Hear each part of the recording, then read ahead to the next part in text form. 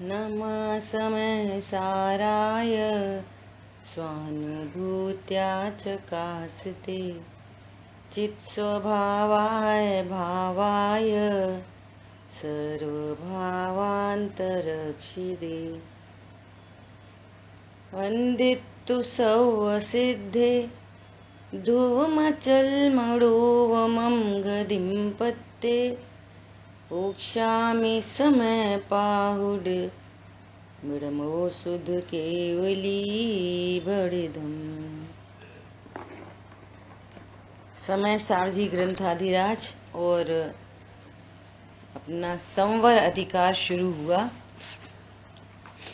संवर का अधिकार तब होगा जब तत्व निर्णय का कर्तव्य करेंगे, है ना। तत्व निर्णय कर्तव्य है और संवर अधिकार है। जितने भी जीव सुखी हुए हैं अब तक, वो भेद विज्ञान महान से ही सुखी हुए हैं, और जितने जीव दुखी हैं अब तक, वे भेद विज्ञान के अभाव में ही दुखी हैं, अपने अज्ञान से ही दुखी हैं। तो उस अज्ञान को दूर करने की यहाँ चर्चा चल रही है। देखो, लोक में भी हमें तो पता नहीं था, तो अज्ञानता बचाव नहीं है। अज्ञानता कोई बचाव नहीं है, हमें तो पता नहीं थी। बच्चे को पता नहीं थी कि इस वायर में करंट है,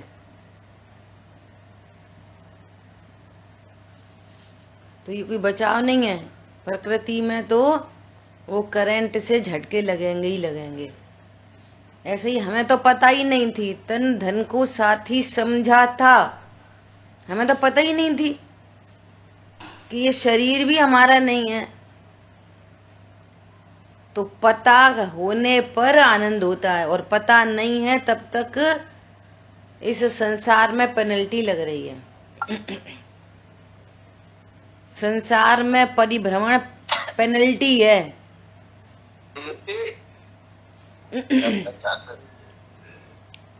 समझ में आया?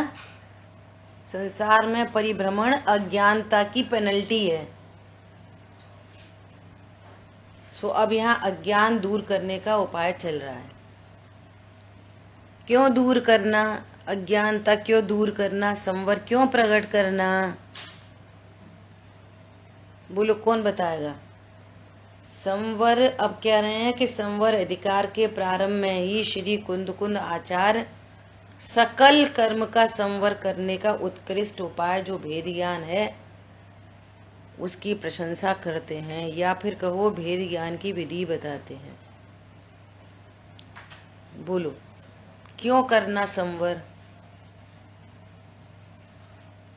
कौन बताएगा? कल अपनी बहुत डिटेल से चर्चा हुई। सुखी होना है तो संवर करो। हाँ, सर्व कर्मों के नाश के लिए। ये जीव अनादि से कर्मों से बंधा है, अनादि काल से कर्मों से बंधा है। एक क्षण भी ऐसा नहीं हुआ। आप अनम्यूट करो पहले। आप म्यूट है मुन्ना भैया, अनम्यूट करके बोलो। सब दुखों के अभाव के लिए, सब सुखों की प्राप्ति के लिए विश्व की सभी वस्तुओं के परमाणु में ये अपनी योग्यता के परमाणु से कर सकती है। उसे कोई भी परमाणु है वह मेरे लिए अनुकूल प्रतिकूल नहीं है। सभी कर्मों का अभाव करने के लिए संवर करना चाहिए। बहुत बढ़िया। सभी कर्मों का, जीव अनादि से कर्मों से बंधा है। कर्म के उदय में बहुत विचित्रताएं चल रही हैं। अब यदि आपको कर्मों का नाश करना है तो संवर प्रकट करो, और संवर प्रकट करने की यहाँ विधि बताई जा रही है। संवर मतलब ढाल लग गई, ढाल। अब कर्म आ रहे हैं, उधर से ही लौट जा रहे, ढाल लग गई यहाँ, ये संवर है, कर्मों का संवर। ठीक है। और भाव संवर मतलब, अब संवर भी दो प्रकार का, जैसे आश्रव दो प्रकार का था, द्रव्य आश्रव, भाव आश्रव। ऐसे द्रव्य संवर, भाव संवर। द्रव्य संवर क्या है? कर्म का आना रुक जाना, वो द्रव्य संवर। और परिणति में निश्चिंता, रत्नत्रय प्रकट होना, ये संवर है। वीतरागता का प्रकट होना सो भाव संवर। और वीतरागता प्रकट होते से ही कर्मों का में आना रुक जाता है। अब नए कर्म भरेंगे नहीं और पुराने कर्म रिलीज हो रहे, टंकी खाली हो जाएगी। क्या अभी क्या हो रहा है? पुराने कर्म खिर रहे हैं और नए कर्म भरे जा रहे हैं, टंकी खाली नहीं हो रही। अब यहाँ पुराने तो रिलीज होते जाएंगे और नए कर्म भरेंगे नहीं। ये संभव है।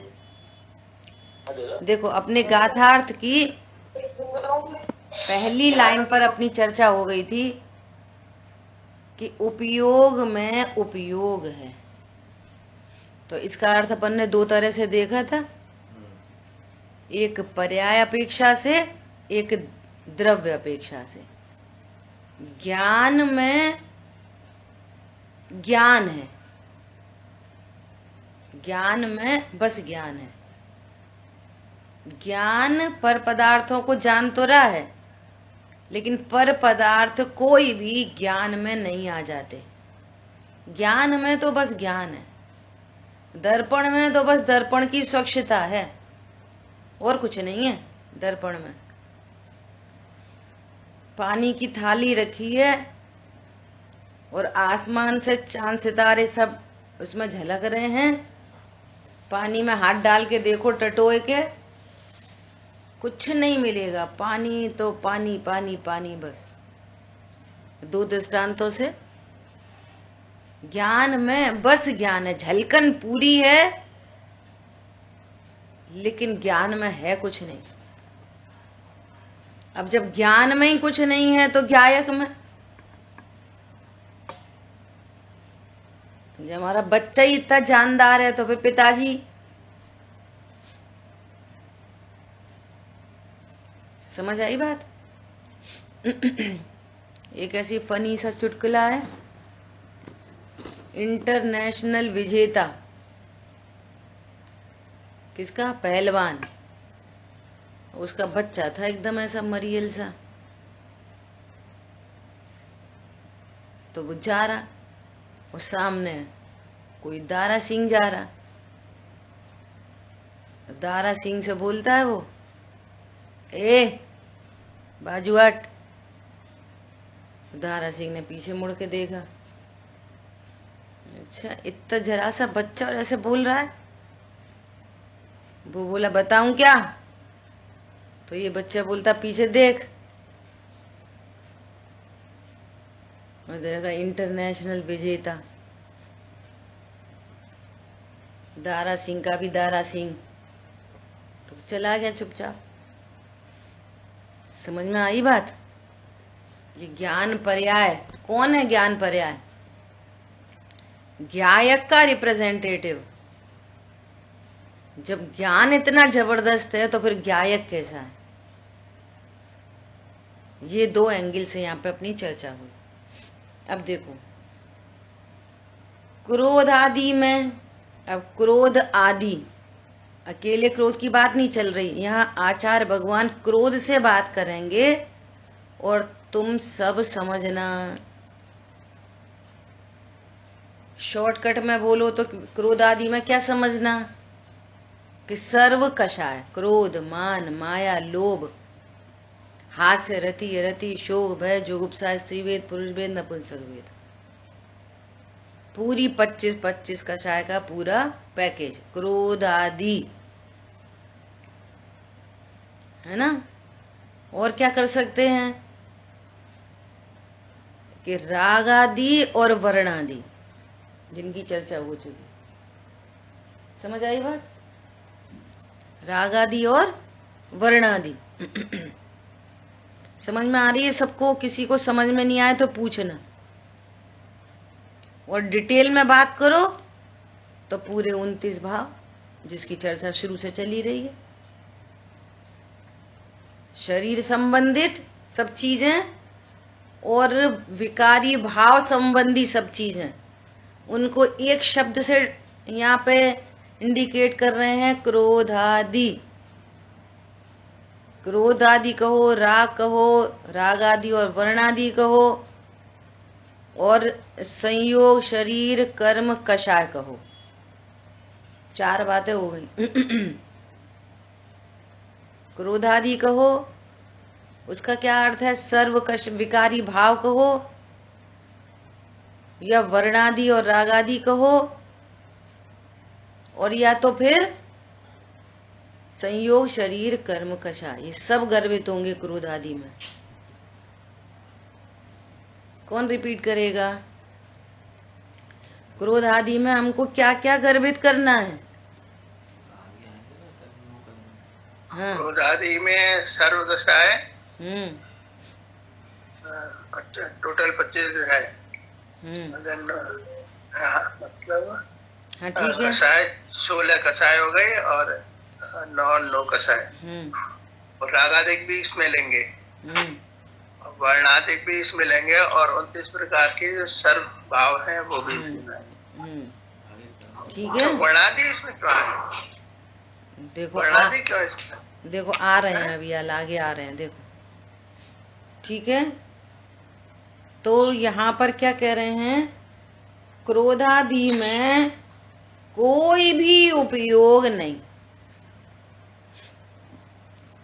उपयोग में उपयोग है, ज्ञान में बस ज्ञान है। क्रोध में, क्रोध आदि में, कि क्रोध आदि में ज्ञान नहीं। उपयोग में उपयोग है, क्रोध आदि में ज्ञान नहीं। क्रोध आदि में उपयोग नहीं, इनमें ज्ञान नहीं होता। किन में? क्रोध आदि में। अभी खोलेंगे आगे क्रोध आदि को, ठीक है।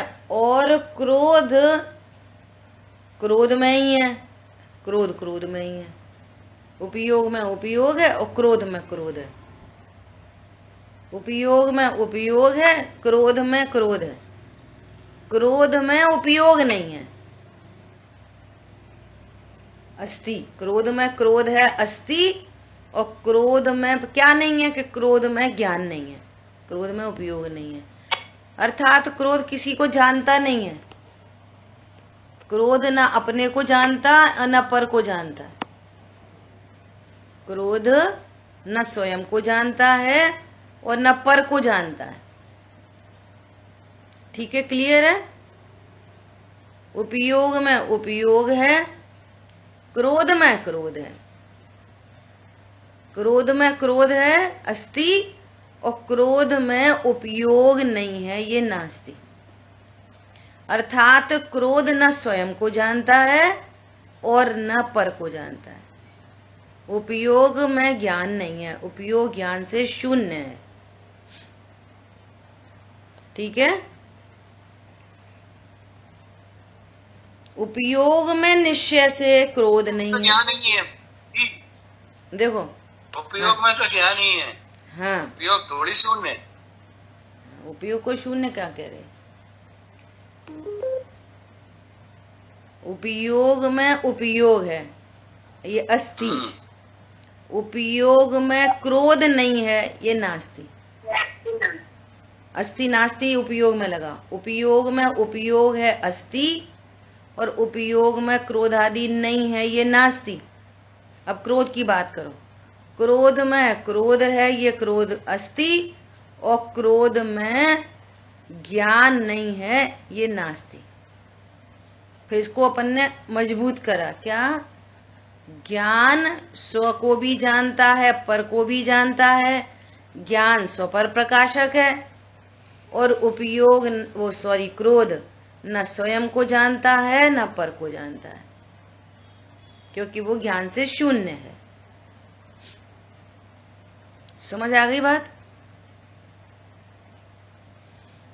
बोलो, बात समझ में आ गई? अरे बोलो तो भाई। ये आपने लास्ट क्रोध ज्ञान से शून्य है। हाँ, क्रोध ज्ञान से शून्य है, मतलब क्रोध में ज्ञान नहीं है। क्रोध न स्वयं को जानता है न पर को जानता है।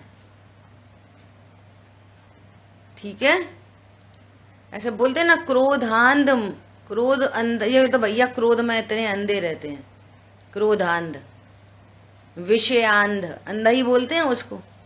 जगत, लौकिक जगत में भी अंधा बोलते हैं। भैया क्रोध अंधा होता है। क्रोध को नहीं पता चलता कि वो क्रोध जब होए ना, तो बड़ों बड़ों को भी क्रोध में कुछ नहीं दिखता, वो बड़ों बड़ों को भी कुछ भी बोल देता है। ठीक है, क्रोध अंधा है, ऐसा कह रहे हैं। ठीक है, उपयोग में उपयोग है, उपयोग में क्रोध आदि नहीं है, और क्रोध में क्रोध है, क्रोध में ज्ञान नहीं है।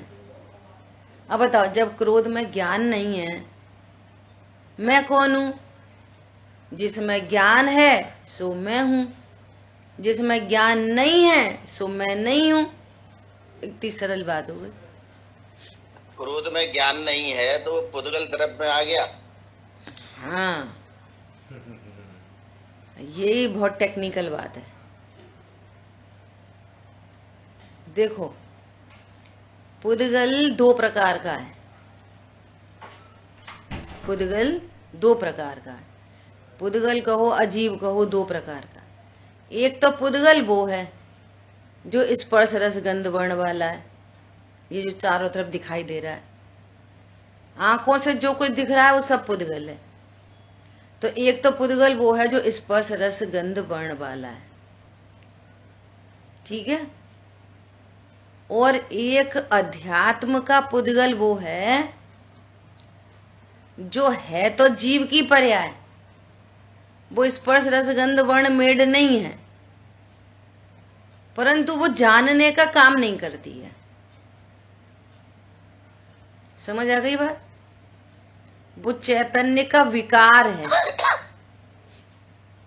और जीव को भेद ज्ञान कराने के लिए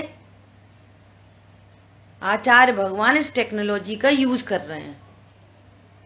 अचेतनता ऐसा बोल सकते हैं। हाँ, अचेतनपना है उसमें, चेतनपना नहीं है। ये जीव अनादि काल से क्रोध को अपना स्वभाव मान के बैठा है। भाई बहुत गुस्सा आ गई, हम अपन भी एक दूसरे को देख के से बोलते हैं, कछु नहीं पढ़ते हैं, इतनी स्वाध्याय करते हैं, गुस्सा तो इतनी भरी है। कहाँ भरी है भैया? कहाँ भरी है गुस्सा? इतना तो क्रोध करते। कौन करता क्रोध? पूरी डायग्नोसिस करो, क्रोध कौन करता? अभी इतने सारे पर्व मन गए, 10 लक्षण पर्व साल में 3 बार आते हैं, और कोई एक ही बार करता है ना पर्व, पर एक बार भी कितने निकल गए। और हर पर्व में सबसे पहले क्षमा की बात आती है, और क्षमा बताने से पहले क्रोध की बात आती है। अब क्रोध का ही परिचय नहीं है, क्रोध क्या चीज है। एकदम मुसलमान को पकड़ के लाओ और उससे पूछो, भाई तुम क्रोध को जानते हो? अरे मुझे तो वैसे ही बहुत गुस्सा आती है। अच्छा, तो गुस्सा किसको आती है? मुझे ही आती है। तो तुम में कौन कौन है? तुम्हारी आंख को आती है, मुंह को आती है, हाथ पैर को आती है, किसको आती है गुस्सा? क्रोध कौन करता है? पूछ के देखना किसी से भी। आज ये प्रैक्टिस करना, पहले अपने से पूछना, फिर किसी से पूछना, तो वो एकदम चकित हो जाएगा।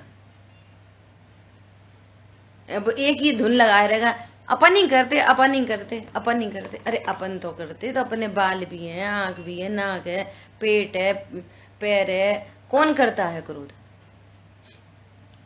शरीर में तो क्रोध नहीं होता। समझ आई बात? आप आत्मा को खड़े बिना किए बिना क्रोध की बात नहीं कर ही नहीं पाओगे। वो डेड बॉडी पड़ी है, ये इसमें आग लगा रहे हैं, वो क्रोध ही नहीं कर रही डेड बॉडी में। इसका मतलब पुद्गल में क्रोध नहीं होता। तो देखो हम यही तो कह रहे थे जीव में क्रोध होता है। हाँ, जीव में क्रोध होता है, जीव क्रोध नहीं करता। ये टेक्नोलॉजी है बहुत बड़ी। क्या बोला? जीव में क्रोध होता है, जीव क्रोध नहीं करता। अब जीव में क्रोध होता है मतलब पूरी वस्तु देखेंगे, जब हम द्रव्य गुण पर्याय से पूरी वस्तु देखेंगे तो उस पूरी वस्तु के अंदर क्रोध मिलेगा। क्रोध का मिलेगा पूरी वस्तु के अंदर। लेकिन वो त्रिकाली ध्रुव भगवान आत्मा को देखेंगे तो वहां दूर दूर तक क्रोध नहीं है। और भगवान आत्मा, त्रिकाली ध्रुव भगवान आत्मा, ये है ज्ञान का घन पिंड, ये है शक्तिमान पदार्थ, ये है ज्ञान से परिपूर्ण भगवान आत्मा।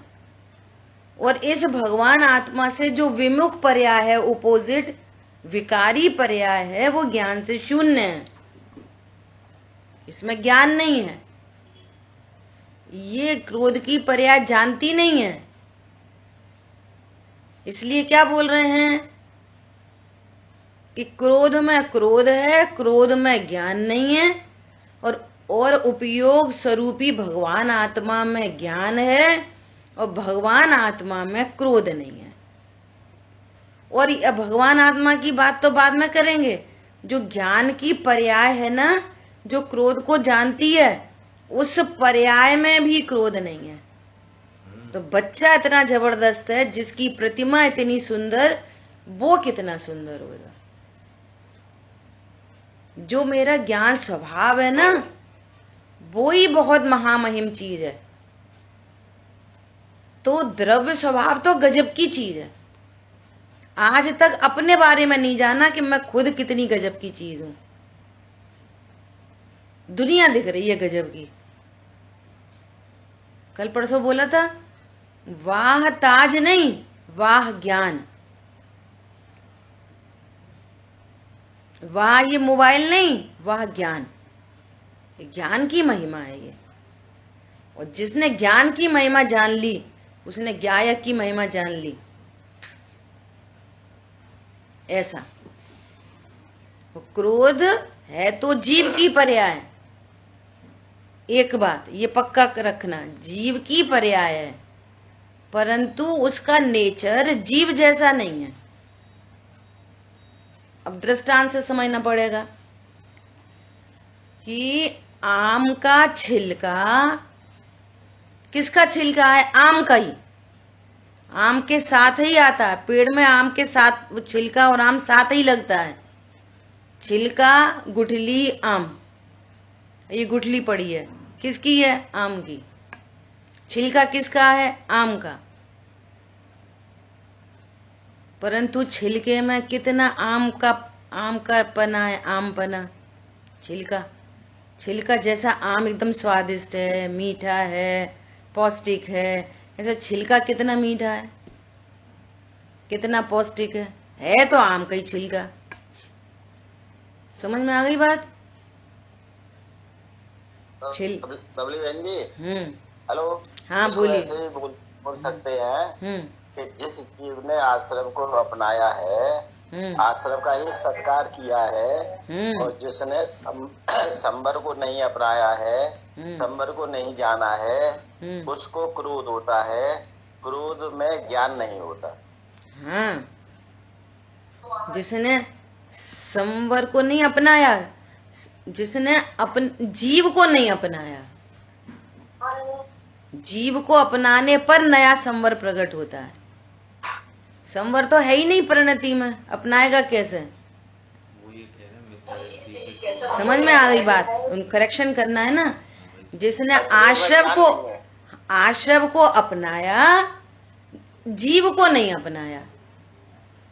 अभी यहाँ पर जीव है और आश्रव है और ये शरीर है ना। तो उसने अनादि काल से आश्रव का सत्कार किया, किसका नहीं किया? जीव का नहीं किया। जीव का सत्कार करता तो आश्रव मिट जाता और संवर प्रकट हो जाता। तब ये पहला संवर प्रकट होता है, वेरी न्यू, अनादि से चला रहा है आश्रव आश्रव आश्रव, अब नया संवर प्रकट होएगा। समझ आई बात? ऐसा ठीक है। देखो अब ब्रैकेट ओपन हो रहा है। क्रोध आदि में क्या क्या लेना? 8 प्रकार के कर्मों में और 9 कर्म में उपयोग नहीं है। आ गई बात? क्रोध के स्थान पर क्या क्या रखना? क्रोध आदि। तो जैसे क्रोध में ज्ञान नहीं है, इसी प्रकार 8 कर्मों में ज्ञान नहीं है, इसी प्रकार 9 कर्म में ज्ञान नहीं है। और 9 कर्म मतलब कौन? शरीर और शरीर से संबंधित पर पदार्थ, ये 9 कर्म। द्रव्य कर्म, भाव कर्म, 9 कर्म, तीनों में ज्ञान नहीं है। एक ही कैटेगरी में खड़े हो गए। अब परिभाषा लिख लो जिनने नहीं लिखी। 9 कर्म किसे कहना? शरीर और शरीर से संबंधित पर पदार्थ, ये सब 9 कर्म कहलाते हैं टेक्निकल भाषा में। ये क्या कहलाते हैं? 9 कर्म।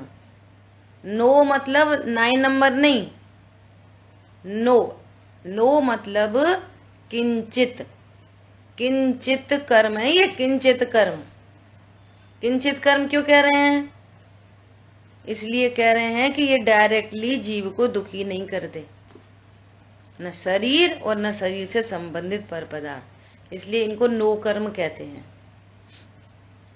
तो 9 कर्म में ज्ञान है। बोलो, ये हाथी घोड़ा बंगला, ये सब जिनवाणी, ये सब, इनमें ज्ञान है। शरीर में ज्ञान है। तो शरीर में शरीर है, शरीर में ज्ञान नहीं। अब जब शरीर में ज्ञान नहीं तो फिर मैं शरीर हो सकता हूं? बोलो, वेद ज्ञान की बात चल रही है। शरीर में ज्ञान नहीं, इसका मतलब क्या निकला? इसका क्या मतलब निकला? बोलो। नींबू में मैं शरीर नहीं। नींबू में मिठास नहीं, इसका क्या अर्थ है? नींबू चीनी नहीं। जो मीठी मीठी होती है वो चीनी होती है, और जो मीठी मीठी नहीं होती वो चीनी नहीं होती। 4 चीजें रख दी सफेद सफेद, एक मिश्री की डली रख दी, एक नमक की डली रख दी, एक फिटकरी रख दी, एक टाटरी रख दी। चारों एक जैसी दिख रही हैं। पहचानो इसमें कौन चीनी है? कैसे पहचानेंगे? जो मीठी है सो चीनी है, फिटकरी में मिठास नहीं, इसलिए ये चीनी नहीं। इतनी सिंपल बात है। नमक में मिठास नहीं, नमक में खारापन तो है पर नमक में चीनी नहीं, मिठास नहीं, इसलिए नमक चीनी नहीं। समझ आ गई बात? ऐसे यहां पर आचार्य देव कितनी धीरे धीरे शांति से बता रहे हैं। बोलो, 9 कर्म में ज्ञान नहीं। 9 कर्म क्या है? 9 कर्म में 9 कर्म है। शरीर में शरीर है, शरीर में ज्ञान नहीं।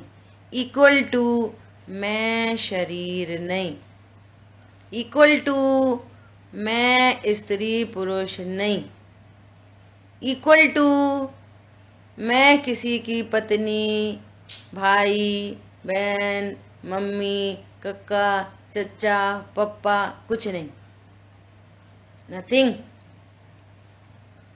फिर कोई मेरा पुत्र, पति, भाई, बहन, चाची, नानी, काकी नहीं।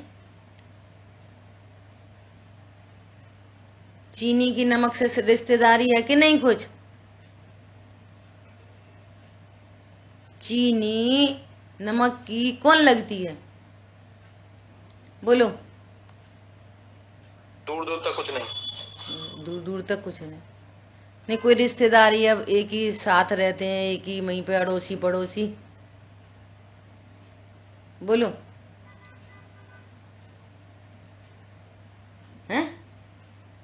एक ही वहीं बगल बगल के डिब्बे में रखी रहते हैं दोनों, चीनी और नमक। तो पड़ोसी तो हैं कि नहीं? पड़ोसी, पड़ोसन और पड़ोसी। भैया कोई स्वभाव ही नहीं मिलता, काय की रिश्तेदारी? रिश्तेदारी भी अपने जैसे लोगों में होती है, काय की रिश्तेदारी? बोलो। शरीर तो जैनी की मुसलमान से काय की रिश्तेदारी? बोलो। बगल में पड़ोस में रहता हो मुसलमान, ठीक है, ज्ञान का गे बन जाता है, बस लोग व्यवहार चलाते हैं, हाँ भाई साहब, हाँ भाई साहब, बस। रिश्तेदारी साथ में खाना, उठना, पीना, बैठना, कुछ नहीं। ऐसे ही मैं ज्ञान स्वरूपी भगवान, आत्मा, जीव, जैन साहब, और इन ये सब ज्ञान से शून्य है, नो कर्म, शरीर। अब इनसे क्या की रिश्तेदारी इनके साथ? अब ये ज्ञान का गे बन जाए, ठीक है, कह दो हाँ हमारे पड़ोसी हैं, पड़ोस में रहते हैं। ये रूपचंद ज्ञानचंद का क्या है? पड़ोसी है, पड़ोस में रहते हैं। रिश्तेदारी कुछ नहीं। क्या बोला? शरीर रूपी है और ज्ञान से शून्य है। ये रूपचंद है, ये रूपचंद भाई साहब का ज्ञानचंद भाई साहब से क्या रिश्ते आए हैं? ये जैन साहब है, ये मुसलमान है। ये ज्ञानमयी है, ये ज्ञान से शून्य है। हरी बात समझ में? एकदम सरल। अच्छा, नो कर्म में ज्ञान नहीं। नो कर्म मतलब शरीर और शरीर से संबंधित पर पदार्थ हैं, ये ज्ञान से शून्य होने से, या भेद विज्ञान की बात चल रही है, संवर प्रकट करना है, सर्व कर्मों के क्षय की बात चल रही है, अर्थात ये मैं नहीं। अब एक ही बात को पकड़ के दिन भर ये सारी चर्चा चले ना, कोई बात हो, नो कर्म मैं नहीं, मेरा नहीं, मैं करता नहीं, भोगता नहीं, मेरे को इससे लाभ नहीं, हानि नहीं, ये पूरी बात वहां पर लगानी पड़ेगी। इसका अर्थ है कि आपने अपने को शरीर से भिन्न जाना। और खबर लग गई। क्या खबर लग गई? अरे डॉक्टर ने डिक्लेयर कर दिया है कि कैंसर है। ठीक है, क्या प्रॉब्लम है? अरे नहीं, वो अब देखो अरे मर जाएंगे।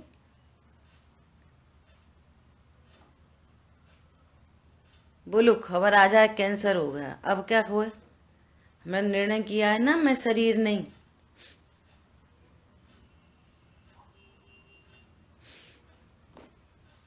जब तक पर पदार्थों में इष्ट अनिष्ट बुद्धि रहती है, तब तक ये तत्व ज्ञान भारी पड़ता है। कल किसी ने प्रश्न पूछा था, ये वाली बात तो सही लगती है, पर ये समझ में नहीं आती कि 7वें नरक में कोई जीव सम्यक दर्शन कैसे प्रकट कर लेगा। इतनी घोर प्रतिकूलता। अब तुमने प्रतिकूलता शब्द लगा दिया ना, अब तुम्हें समझना बहुत मुश्किल है। क्या बोला? अनुकूल कहें प्रतिकूल कहें, यह झूठी मन की वृत्ति है। शरीर सापेक्ष देखते हैं तो प्रतिकूलता है, और या निर्णय कर रहे हैं कि मैं शरीर नहीं हूं, तो फिर मेरे लिए क्या प्रतिकूल होता है। अब ये व्यवहार के कथन किए जाते हैं, इतनी घोर प्रतिकूलता में वो प्रतिकूलता से भिन्न अपने को भगवान आत्मा देख लेता है। कोई भी प्रतिकूलता ज्ञान को, ज्ञान स्वभाव का निर्णय अनुभव करने के लिए बाधक नहीं होती, और न कोई अनुकूलता साधक होती है। बहुत जीवों को बहुत अनुकूलता है, तो क्या सम्यक दर्शन हो गया उन्हें? किसी भी कंडीशन में, बाहर में, लोक व्यवहार की भाषा में अनुकूल प्रतिकूल कहा जाता है, कोई परद्रव्य अनुकूल प्रतिकूल नहीं। जो काम अनुकूलता की कंडीशन में ज्ञान का डिफरेंट पुरुषार्थ है, वही पुरुषार्थ प्रतिकूल अवस्था में होता है। वो तो ज्ञान का भिन्न पुरुषार्थ है, बस बाहर में अनुकूल हो कि प्रतिकूल हो। वो अनुकूल प्रतिकूल बोल कहा जा रहा है, कोई पर पदार्थ अनुकूल प्रतिकूल होता ही नहीं है। वो सब पुद्गल का परिणमन है। समझ में आई बात? इसका अर्थ है कि आपने नो कर्म से भेद ज्ञान किया। नो कर्म में ज्ञान नहीं है, ये तो इक्वेशन है, उसका ब्रैकेट खोला जाएगा कि नो कर्म में ज्ञान नहीं का क्या अर्थ है कि मैं नो कर्म नहीं, नो कर्म मेरा नहीं, नो कर्म, कोई नो कर्म अच्छा नहीं, कोई नो कर्म बुरा नहीं, किसी नो कर्म से अच्छा नहीं होता, किसी से लाभ नहीं, किसी से हानि नहीं, कोई अनुकूल नहीं, कोई प्रतिकूल नहीं। ये फुल पैकेज का नाम है कि नो कर्म में ज्ञान नहीं। इतनी पूरी बात लगानी है। समझ में आई बात? अब क्या कह रहे हैं? 8 प्रकार के कर्मों में ज्ञान नहीं। हम कर्मों से बंधे हैं, ए भगवान कर्मों से बंधे, ए भगवान कर्मों से बंधे हैं। स्वाश्रव अधिकार में पूरी बात चल गई। जो कर्म सत्ता में पड़े हैं वे मिट्टी के ढेले के समान हैं, और जो कर्म उदय में आ रहे हैं और हम भेद ज्ञान में तत्पर हैं, तो उदय में आता हुआ कर्म भी नवीन बंद नहीं करा सकेगा, उदय में आता हुआ कर्म भी दुखी नहीं कर पाएगा। जब तक तुमको मोह राग द्वेष उत्पन्न नहीं हो, तब तक तो कर्मों में ज्ञान नहीं। इसका अर्थ क्या है कि कर्म भी मेरे सुख दुख का कारण नहीं। कर्म में कर्म है, कर्म में ज्ञान नहीं। आ गई ना बात कि क्रोध आदि में वर्ण आदि क्यों लगा रहे? देखो यहाँ पे लगा रहे ना आचार्य भगवान। नो कर्म क्या है? वर्ण आदि। कर्म भी किस खाते में जाएंगे? वर्ण आदि के में। और राग आदि के खाते में कौन आएगा? ये पूरी 25 कषाय हो गए, वर्ण आदि राग आदि। ऐसे बोलेंगे तो द्रव्य कर्म, भाव कर्म, नो कर्म बोलेंगे, और अपनी रोज की भाषा में बोलेंगे तो संयोग, शरीर, कर्म और कषाय, ऐसा बोलेंगे। क्लियर हो गया भाई साहब?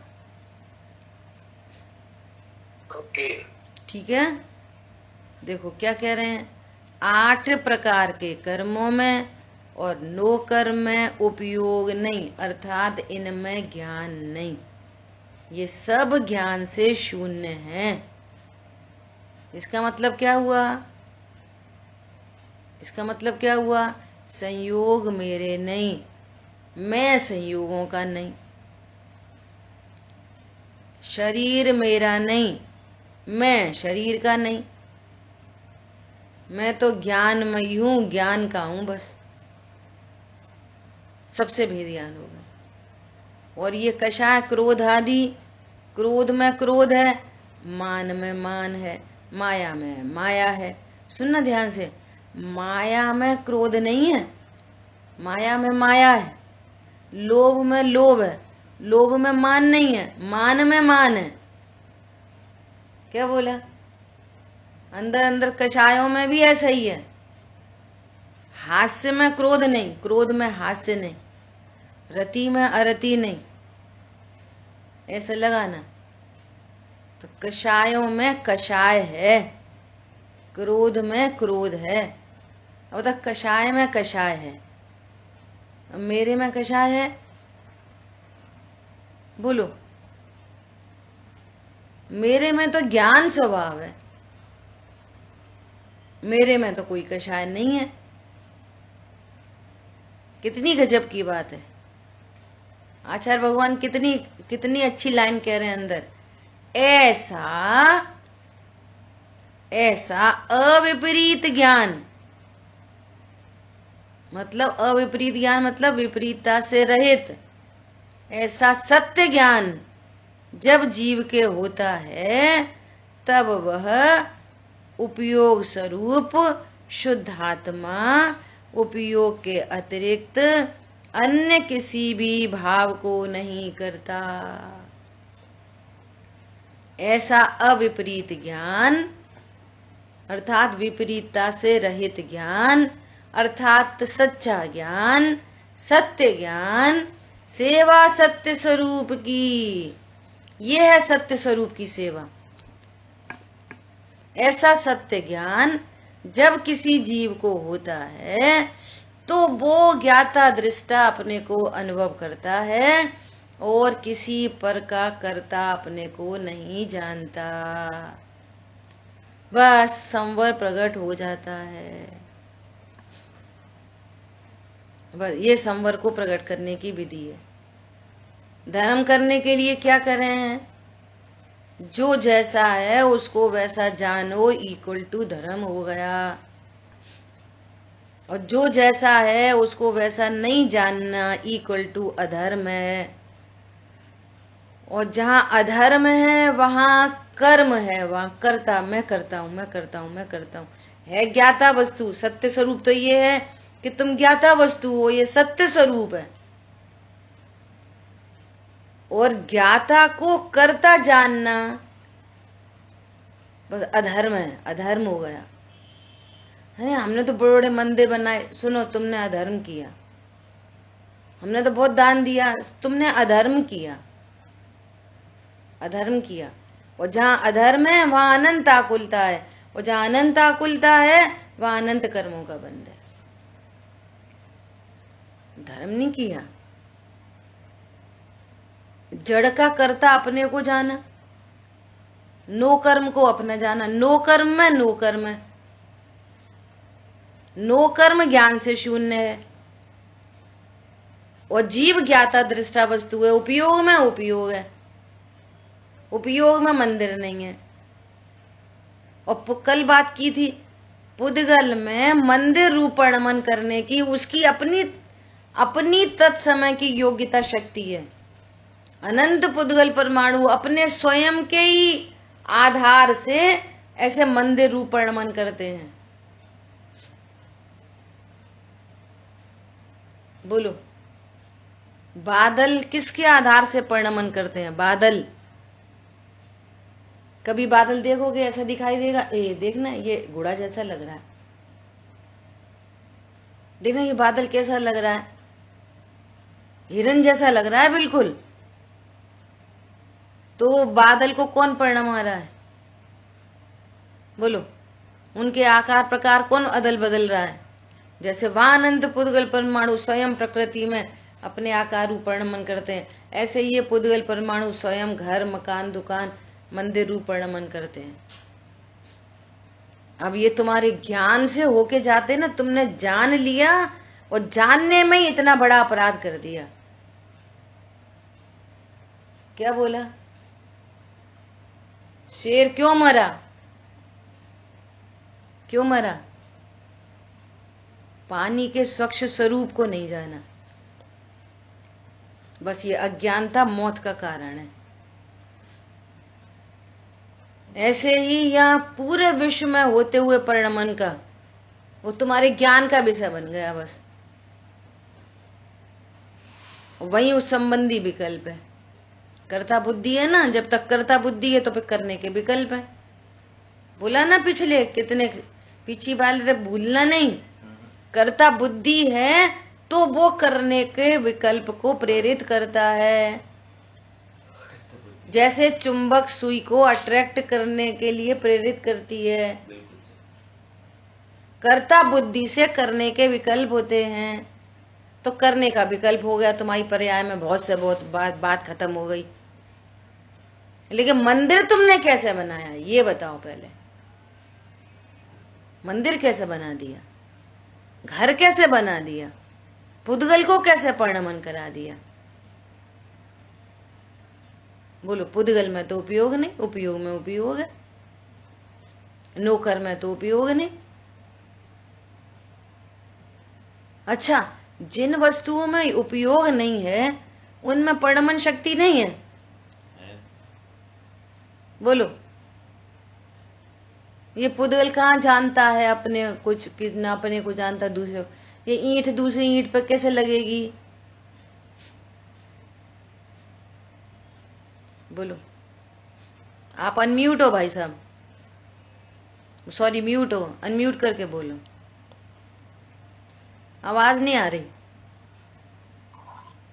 आप अनम्यूट करिए पहले। परिणमन शक्ति तो है। हाँ, अपने उससे परिणमन करती है। हाँ, विश्व की प्रत्येक वस्तु अपने से परिणमन करती है। बोलो, कितना निर्भर हो गया, कितना निश्चिंत हो गया, अनंत राग द्वेष मिट गए, एक दूसरे के ऊपर आरोप प्रत्यारोप मिट गए, घरों में 24 घंटे झंझट चल रही है वो मिट गई। बोलो आप, इस मोबाइल में परिणमन करने की स्वयं की शक्ति है। अब आज ही खरीद के लाए थे 40,000 का, और आज ही इसको बिखरना है। इसके पुद्गल परमाणुओं को अपनी उपादान योग्यता से आज ही बिखरना है, और ये केवल ज्ञानी परमात्मा के ज्ञान में फिक्स है। बोलो, एक एक सिद्धांत कितना गजब का है, कितनी शांति का है। क्रोध के लिए अवकाश नहीं है। बोलो, ये स्वरूप समझ में आ जाए। अब इसकी परिणमन इसकी खुद की शक्ति है। जीव कैसे परिणमाए इसको? अब ये बिखर गया, अक्ल नहीं है, तुम में नहीं है, इतनी महंगी चीज उठा के नहीं धरते, ऐसे नहीं करते, आगे से ऐसा करियो, पीछे से ऐसा करियो, फालतू की एकदम सेंसलेस बात है। कल्पना करो कितनी शांति का मार्ग है। इसमें अपने परिणमन करने की शक्ति स्वयमेव है, स्वयं की है। जीव ज्ञाता दृष्टा मात्र है। अच्छा, अब ईमानदारी से सोचो, जिसके पास जो जैसा घर है, जिसके पास जो जैसा घर है, क्या आप सचमुच में ऐसी डिजाइन का, ऐसे ही रंग रूप का, ऐसे ही घर चाहते थे? यही दुनिया का सबसे लास्ट फुलफिल है क्या? जैसी योग्यता का संयोग होना था वो संयोग बन जाता है, जैसा परिणमन होना था वो परिणमन हो जाता है। ज्ञाता दृष्टा जीव ज्ञाता दृष्टा बना रहता है। कलाम और शांतनु चर्चा कर रहे हैं। भाव पाहुड़ की 82 नंबर की गाथा में लिखा है,